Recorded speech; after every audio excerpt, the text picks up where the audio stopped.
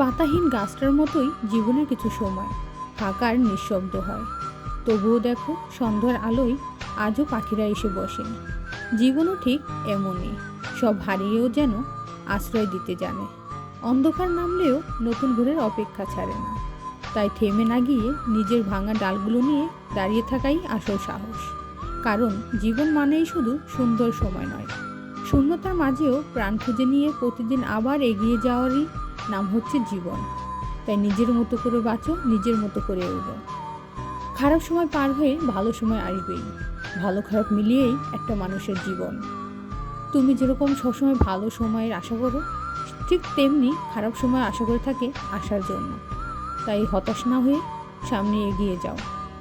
সফলতা একদিন আসবেই, এটা নিশ্চিত। কারণ ভালো সময়ের পর খারাপ সময় যেরকম আসে এটা নিশ্চিত, ঠিক তেমনি খারাপ সময়ের পর ভালো সময় আসবে, এটাও নিশ্চিত। এটা আল্লাহর ওয়াদা।